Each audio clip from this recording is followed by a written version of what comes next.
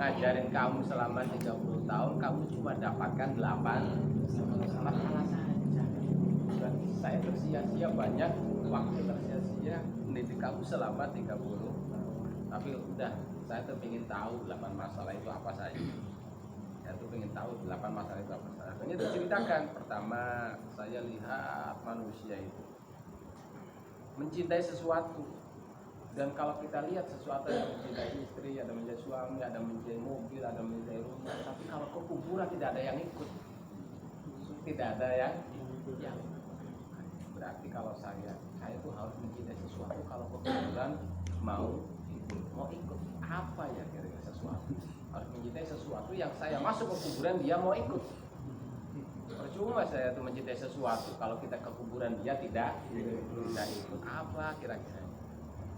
Ternyata saya teliti itu amal soleh. Ya. Terus setelah teliti itu amal, ya udah. Saya akhirnya tidak mencintai apapun kecuali amal. Kalau amal soleh ada kesempatan amal soleh, udah itu. Yang lain mah udah. Cuma sebatas sampai kuburan saja yang ikut juga. Buat apa manfaatnya kalau sampai kuburan ditinggalkan tidak mau siap ikut? Itu satu katanya. Udah bagus kalau gitu mah kata gurunya. Wah itu bagus kalau gitu. Terus yang kedua saya tuh melihat firman Allah, wa amma man khafa maqama rabbih wa nahan nafsa 'anil hawa fa innal jannata hiyal ma'wa. Di situ kan barang siapa yang dia takut akan kedudukan Tuhannya dan selalu menahan hawa nafsunya, maka tempatlah surganya. Surga itu tempatnya. Oh, saya itu berarti untuk kita mengejar nikmat di surga, kenikmatan surga ternyata hanya dengan kita selalu menyeberangi hawa nafsu. Karena hawa nafsu selalu diselisihi lah. Ya udah, akhirnya gitu. Kalau nafsunya pengen apa, saya selalu selisih. Berarti kebalikannya. Gitu tuh. Wa amma man toho wa athara hayatnya fa innal jahima hiyal. Bahwa orang yang menuruti hawa nafsunya maka tempatnya adalah jahim. Tapi selalu menahan hawa nafsunya tempatnya adalah surga. Ya udah saya tuh udahlah, saya tuh hidup itu akan selalu menuruti menahan hawa nafsunya. Maka bagaimana hawa nafsu itu sampai dia tunduk untuk mau taat kepada Allah. Itu yang kedua. Bagus kata gurunya. Lalu yang ketiga apa? Yang ketiga, saya melihat makhluk itu, manusia itu pasti dia mempunyai sesuatu. Kalau sesuatu itu ada nilai menurut dirinya, ada kedudukan, pasti akan dijaga. Disimpan, dijaga. Pasti itu manusia itu punya sesuatu yang dianggap oleh dia itu punya nilai dan punya kedudukan, akhirnya akan selalu dijaga. Pasti. Lah saya berpikir dalam ayat ma indallahi yanfad wa ma indallahi baq, sesuatu yang ada di sisi kalian pasti akan habis. Apapun yang ada di sisi kita pasti akan habis. Tapi yang ada di sisi Allah itu akan abadi. Lalu berarti kalau saya punya sesuatu selalu saya titipkan ke Allah. Maunya punya harta, bagaimana harta ini bisa abadi, udah dipakai, diinfakkan ke jalan Allah. Selalu seperti itu. Maka saya selalu kalau punya sesuatu yang menurut saya itu ada nilai yang saya ingin menjaganya, udahlah saya titipkan aja ke Allah. Sebab kalau di sisi Allah pasti akan bakin, akan abadi, akan aman. Itu yang ketiga. Jadi dia tidak berlama-lama. Kalau saya punya sesuatu yang bernilai itu tidak lama langsung kita keluarkan, langsung kita dititipkan ke Allah. Terus ya dianggap bagus lagi oleh gurunya. Terus yang keempat, saya melihat makhluk itu berambisi kemuliaannya itu ada yang mengatakan kalau punya uang udah segalanya. Ada makhluk itu yang pikirannya seperti itu. Jadi dia hidupnya uang dan uang aja. Sebab dengan uang itu akan segalanya itu akan beres lah. Itu ada makhluk. Ada enggak sih? Ada. Ada yang dengan hasab. Dengan hasab itu dengan apa? Kedudukan, dengan kehormatannya. Nah, saya mau cari apa? Bila apa punya kedudukan gimana caranya? Yang akhirnya udah enak kemana-mana itu. Ada yang orang mengejar kemuliaan itu dengan hasab. Ada dengan syaraf, ada dengan nasab, dengan turunan. Dan berada dengan kemuliaan. Tapi ternyata saya pikir-pikir, faidah dialah syekh. Harta, kedudukan, kemuliaan, keturunan. Ternyata kalau dipikir-pikir, diteliti, bukan, ternyata tidak ada apa-apanya. Itu suatu kesalahan. Terus saya apa kira-kira mencari kemuliaan itu lewat apa? Ternyata saya temukan dalam ayat Allah, inna akramakum indallahi atqakum. Sesungguhnya yang paling mulia di sisi Allah itu adalah ketakwaan kalian. Ya udahlah, saya mah tidak akan mencari kemuliaan dengan harta, tidak bakalan mencari kemuliaan dengan nasab, dengan kedudukan, dengan apa, tapi dengan ketakwaan. Iya, ya gitu. Itu yang keempat. Jadi kalau kita pengen cari kemuliaan, ya paling itu dengan ketakwaan, bukan dengan yang lain. Adapun seperti harta, kedudukan itu mah cuma sekedar pelengkap saja lah, pelengkap. Tapi yang sejati adalah ketakwaan. Yang kelima, saya melihat makhluk itu masing-masing saling menjatuhkan, saling melaknat, saling membenci. Itu karena apa? Dasarnya itu karena kehasudan. Saling benci, saling berkelahi, saling menghujat, saling itu dasarnya hasudan. Dan terutama dalam masalah rizki. Dalam masalah rizki. Lah saya menemukan firman Allah, nahnu qasamna bainahum ma'isyatahum fil hayatid dunya. Ternyata Allah itu udah bagi rezeki itu di setiap makhluknya, udah dibagi, tidak bakalan kepleset lah, tidak bakalan tertukar, tidak bakalan tertukar. Ya udah, akhirnya kenapa kita mesti hasud? Ada orang jualannya laris umpamanya gitu, kenapa kita mesti hasud? Ada orang seperti ini enak, kenapa kita mesti? Semuanya udah dibagi. Akhirnya saya tinggalkan yang namanya kehasudan dan permusuhan dengan makhluk. Sebab saya meyakini annalladzi qusima likain la budda min. Sesungguhnya Allah yang telah membagikan kepada kita apapun pasti itu akan terjadi, akan sampai ke kita. Yang keenam, saya melihat makhluk saling bagi badum ala badi, lacut itu ya berlaku kelewat batas kepada sesama, dan juga saling bermusuhan makhluk itu. Nah, kita kan cari, kita dulu memang manusia itu harus punya musuh ya. Tapi musuh yang itu apa ya? Ternyata di firman Allah, inna syaitana lakum adu fattakhidu adu. Oh, ternyata musuh yang paling bermanfaat itu adalah setan. Musuh yang paling bermanfaat.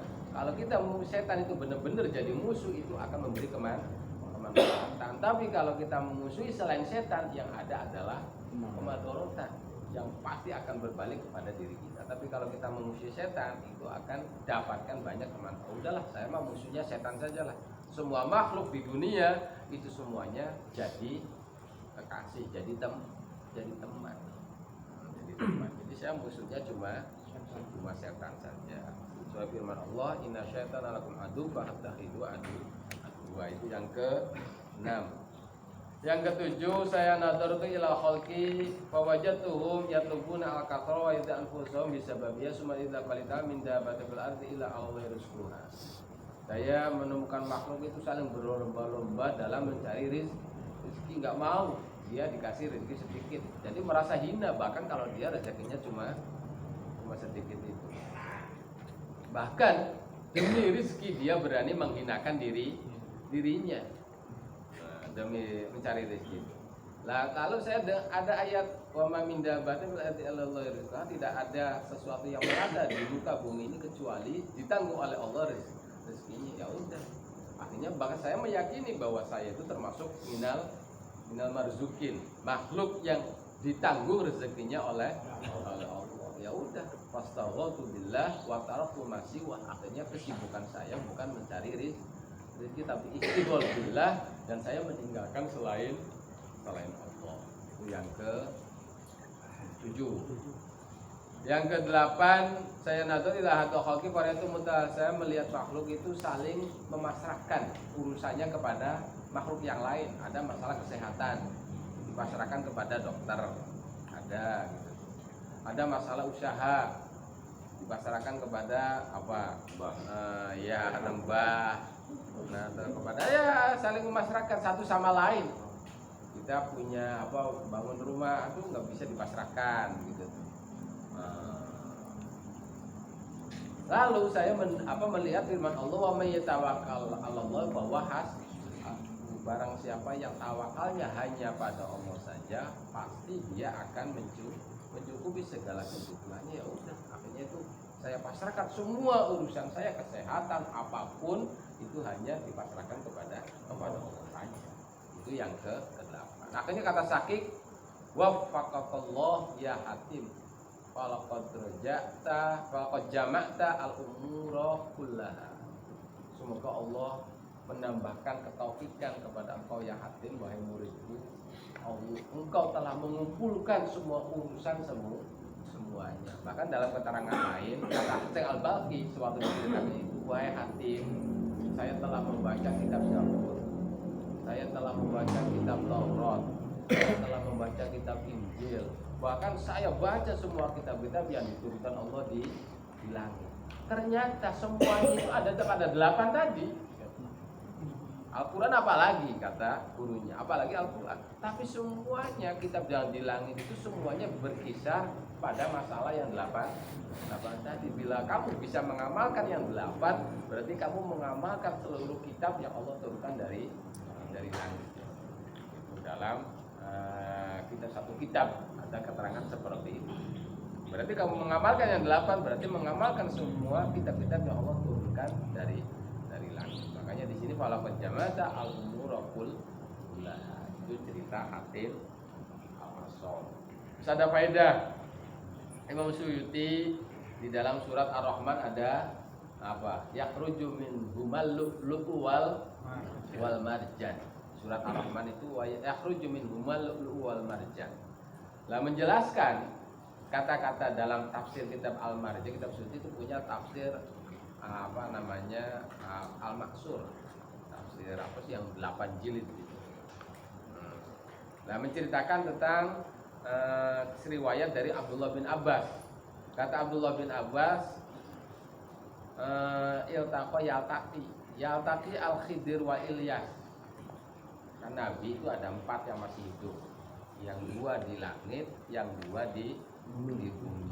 Yang masih hidup di bumi itu 2, yaitu Nabi Khidir dan Nabi Ilyas. Kata Abdullah bin Abbas yang diceritakan oleh Imam Suyuti dalam kitab Durrul Mansur itu apa, di dalam ayat surat Ar-Rahman itu Nabi Khidir dan Nabi Ilyas itu kalau setiap tahun di musim haji itu kumpul fi kulli amin fil musim.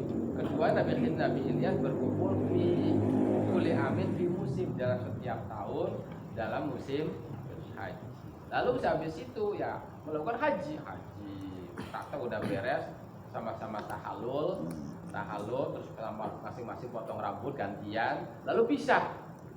Tapi sebelum pisah itu makan minum buah air Zam-Zam, terus makan sesuatu buah apa, lalu pisah. Nah, sebelum perpisahannya itu keduanya baca kalimat ini, Bismillahirrahmanirrahim, masyaallah la yasukul khair illallah, masyaallah la yasrifu su illallah, masyaallah maka min nikmatin fa minallah, masyaallah la quwata illa billah. Lalu berpisah. Lalu ketemu lagi satu tahun lagi. Mau pisah baca kalimat. Nah, kata Abdullah bin Abbas, barang siapa yang baca kalimat ini setiap pagi dan sore 3 kali habis subuh, habis maghrib atau habis asar, habis subuh 3 kali, maka fadilahnya ammanallahu minal gharaq wal kharaq wasaraq. Allah akan amankan dia dari kebanjiran. Tidak bakal kebanjiran. Kalau baca ini tiap pagi dan sore 3 kali. Aman dari khorok, tidak bakalan kebakaran. Punya rumah, punya toko, juga wasarok, tidak bakalan kemalingan, kerampokan hartanya. Amanah syaiton, dia diamankan dari setan. Wasultan, dia diamankan dari kejahatan pemerintah. Wahayat wal akrob, dan juga dia aman dari ular dan dari kala jengking. Bila mana baca kalimat ini tiap pagi dan sore 3 kali, yaitu kalimat perpisahan antara Nabi Khidir dan Nabi Ilyas. Apal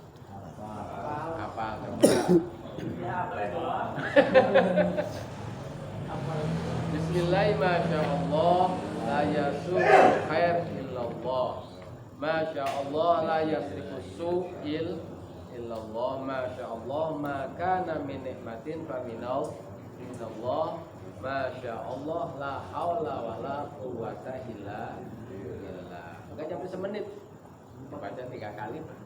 Pagi sore, udah aman dari tenggelam, aman dari kebakaran, aman dari kerampokan, kemalingan, aman dari setan, aman dari kezaliman makhluk, aman dari ular, dan aman dari kalajengking. Wallahu a'lam.